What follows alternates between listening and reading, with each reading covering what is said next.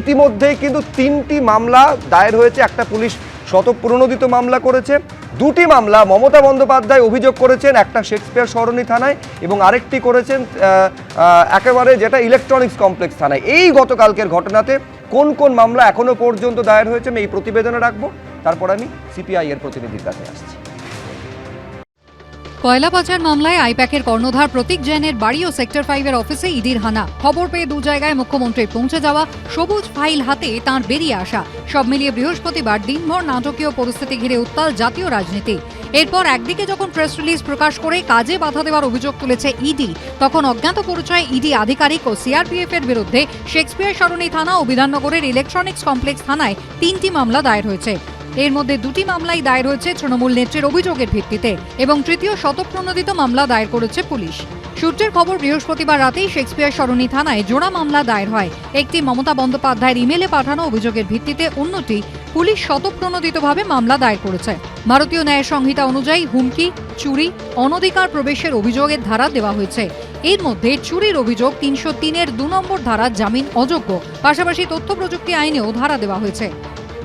আমি কাল যা করেছি as a all India Trinamool কংগ্রেসের চেয়ারম্যান করেছি, এবং যা করেছি আমি কোনো অন্যায় করিনি। তুমি আমায় খুন করতে এসছো, আমার আত্মরক্ষা করার অধিকার আছে। চোরের মতো কেন এসছো? তুমি চুরি করে সব মানুষের এসআইআর এর ডাটা তুলে নিয়ে যাচ্ছিলে। তুমি আমার বিএলএ 1 এর ঠিকানা, বিএলএ 2 ঠিকানা, সাধারণ মানুষের দরখাস্ত, তুমি সমস্ত ডেটা আমার অফিস থেকে চুরি করছিলে, যে অফিস আইপ্যাককে আমরা অথরাইজ করেছি। পুলিশ সূত্রে দাবি, বহু ক্ষেত্রেই ইডি সিবিআই পরিচয় দিয়ে লুঠের ঘটনা ঘটে। অতি সম্প্রতি শেক্সপিয়ার সরণি থানা এলাকায় শুল্ক দপ্তরের আধিকারিক পরিচয় দিয়ে লুঠের ঘটনা ঘটেছিল। এরকম খবর সামনে আসার পরই পুলিশ আধিকারিকরা সেখানে পৌঁছন। ইতিমধ্যেই ওই বিল্ডিংয়ের প্রত্যক্ষদর্শী যারা ছিলেন তাদের স্টেটমেন্ট রেকর্ড করা হয়েছে, সিসিটিভি ফুটেজ বাজেয়াপ্ত করার প্রক্রিয়া শুরু হয়েছে। বৃহস্পতিবার প্রতীক জৈনের লাউডন স্ট্রিটের বাড়ির পাশাপাশি সল্টলেক সেক্টর 5-এ আইপ্যাকের দপ্তরেও হানা দেয় ইডি। সেখানেও পৌঁছে যান মুখ্যমন্ত্রী। এই কারণে তাঁর করা অভিযোগের ভিত্তিতে বিধাননগর কমিশনারেটের অন্তর্গত ইলেকট্রনিক্স কমপ্লেক্স থানাতেও মামলা রুজু হয়েছে। এরকম নজির পশ্চিমবাংলায় এই মুখ্যমন্ত্রীর রাজত্বে অন্তত 100টি রয়েছে। বিগত দিনের মতো এই 3টে মামলার পরিণতিও হবে বলে আমার বিশ্বাস। এই মামলার কোনো বেসিস নেই। সরকারি দল সরকারি তন্ত্রকে ব্যবহার করে দলদাস, কলকাতা পুলিশের নগরপাল মনোজ বর্মা এসব মামলা করেছেন মুখ্যমন্ত্রীর গুড বুকে থাকার জন্য। এই রেট আসলে কিছুই নয়।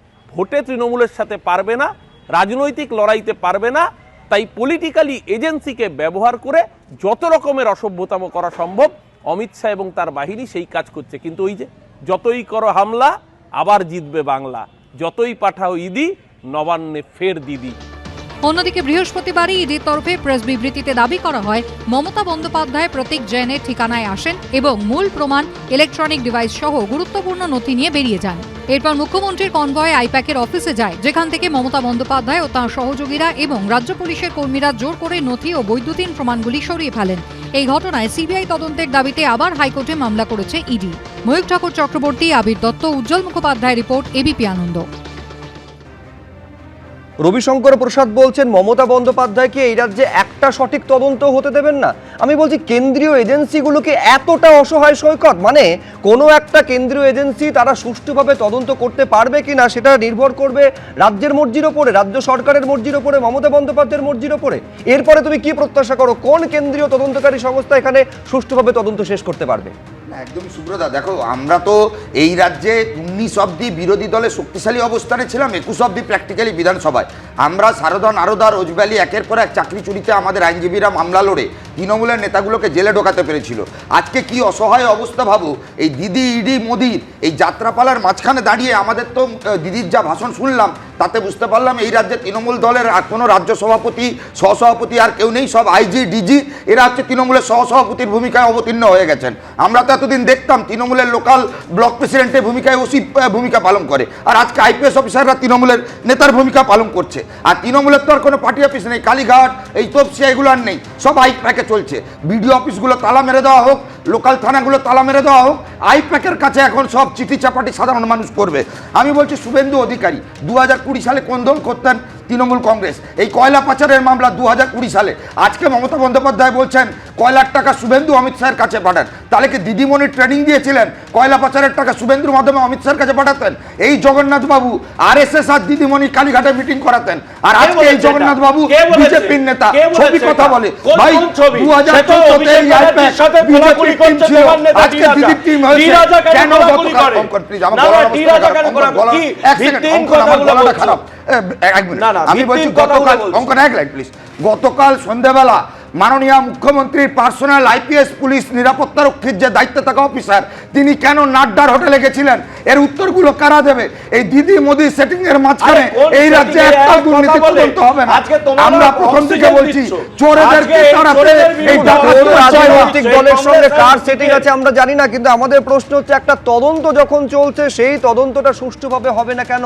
কেন কেউ একজন একেবারে ভেতরে যাবেন এবং তারপর কার্যত বাধাহীনভাবে যাব ফাইল এবং ল্যাপটপ থেকে শুরু করে মোবাইল ফোন নিয়ে আসবেন, অন্যদিকে পুলিশ কর্মীরা নিরাপত্তা কর্মীরা তারা সেই একই কাজটা করবেন কার্যত? কোনো বাধার মুখে কেন তাদের পড়তে হচ্ছে না? এরপরে তদন্ত দিনের আলো দেখবে, এই প্রত্যাশাটা আদৌ কি করা যায়?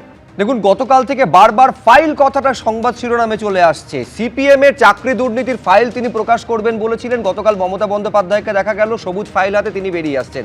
আমি বলছি রবীন্দ্রনাথ বাবু, ওই সবুজ রঙের ফাইলের মধ্যে বা ফোল্ডারের মধ্যে কি আছে কোনো দিন সেটা জানা যাবে কিনা? এক। দ্বিতীয়ত, মমতা বন্দ্যোপাধ্যায় বলছেন চেয়ারে আছি বলে ভাগ্য ভালো, পেন ড্রাইভ বাইরে বের করি না। কেন বের করবেন না? আপনি চেয়ারে আছেন বলে এটা আরো বেশি প্রত্যাশিত। যাবতীয় দুর্নীতি যদি কিছু হয়ে থাকে, অনিয়ম হয়ে থাকে, তার তদন্ত হবে, সেটা জনসমক্ষে আসবে, কেন বাইরে বের করছেন না? সেটাই অদ্ভুত ব্যাপার। দেখুন, উনি বলেছিলেন CPM আমলে চিরকুটে চাকরি হয়, আমি ফাইলগুলো সব বের করে দেবো, আজ পর্যন্ত বেরোনো না। এতগুলো তদন্ত কমিশন হচ্ছে, এমনকি 21শে জুলাই, যে 21শে জুলাই অতগুলো মানুষের প্রাণ নিয়ে নিল, সেই 21শে জুলাইয়ের পর তদন্ত কমিশন বসলো, সেই কমিশনের রিপোর্ট বেরোনো, একটা কোনো কমিশন, এতগুলো যে কমিশন হয়েছে কোনো কমিশনের রিপোর্ট বেরোনো, ফাইল তার আছে, যে ফাইলগুলো উনি বলছেন তার কোনো কি তথ্য আছে তা বলে না। উনি এখন বলছেন পেন ড্রাইভে। অদ্ভুত ব্যাপার। তো আপনার কাছে যদি তথ্য থাকে, আমরা তো এক্সপেক্ট করব সুশাসনের জন্য মুখ্যমন্ত্রী সেগুলো সব বের করে দেবেন, সব তদন্ত করতে হবে। যদি CPM এর যদি দৌরাত্মির থাকে, ফাইল থাকে, তথ্য থাকে, বা বিজেপির কারোর তথ্য থাকে, আপনি সেগুলো বের করুন, সেগুলো তদন্ত করুন, তাদেরকে শাস্তি দিন। তা না করে আপনি চেপে রাখছেন। এটা তো আমাদেরও খুব খারাপ লাগছে যে একজন মুখ্যমন্ত্রী যার এইরকম ক্যারিশমা, তিনি এইরকম জিনিসগুলো বলছেন ওপেনলি, অর্থাৎ তিনি জিনিসগুলোকে চেপে রাখতে চাইছেন, তথ্যকে চেপে রাখতে চাইছেন একটা কুশাসনের স্বার্থে। এইটা কিন্তু মেনে নেওয়া যায় না। এইটা দেখুন, প্রথম কথা হচ্ছে মাননীয় মুখ্যমন্ত্রী আজকের মিটিংয়ে এবং তৃণমূলের চেয়ারপারসন আজকের মিটিংয়ে যে কথাটা বলেছেন, এই পরিপ্রেক্ষিতে আপনারাও চালিয়েছেন যে আমি দেশকে ভালোবাসি, আমি সেই জন্য এখনই কিছু বলছি না। এখনই কিছু বলছি না মানে আগামীকাল কিছু বলবো না তা নয়। বিজেপির উদ্দেশ্যে আমরা পরিষ্কার করে আপনাদের মাধ্যমে এই বার্তাটা দিয়ে দিতে চাই, আপনারা খেলাটা শুরু করেছেন, আমরা খেলাটা শেষ করব। দায়িত্ব নিয়ে বলে গেলাম, আপনারা খেলাটা শুরু করেছেন, আমরা খেলাটা শেষ করব। সেটা তদন্ত হবে, যারা করেছেন তাদের জেলে পুরবেন। আগামী 30 বছর বাংলাদেশে আগামী 30 বছর বাংলাদেশে অজিত পাওয়ারের বাড়িতে আমি ডক্টর বিশ্বাসকে থামালাম। অজিত পাওয়ারের বাড়িতে ইডি যায় না কেন? হেমন্ত বিশ্ব শর্মার বাড়িতে ইডি যায় না কেন? অজিত পাওয়ারের বাড়িতে কেন ইডি যায় না? হেমন্ত বিশ্ব শর্মার বাড়িতে কেন ইডি যায় না? আজকে কয়লা CISF কয়লা খনিগুলো পাহারা দেয়, সেই CISF রাজনৈতিক চাকরি থাকতে পারে, কিন্তু আমাদের আবার একই বক্তব্য থাকবে, তদন্ত হওয়া উচিত। যদি অনিয়ম এবং দুর্নীতির কোনো প্রমাণ থেকে থাকে অবশ্যই সেটা জনসমক্ষে আসা উচিত, তদন্তটা হওয়া উচিত। আপাতত আলোচনা এই পর্যন্ত। এবিপি আনন্দ, এগিয়ে থাকে, এগিয়ে রাখে।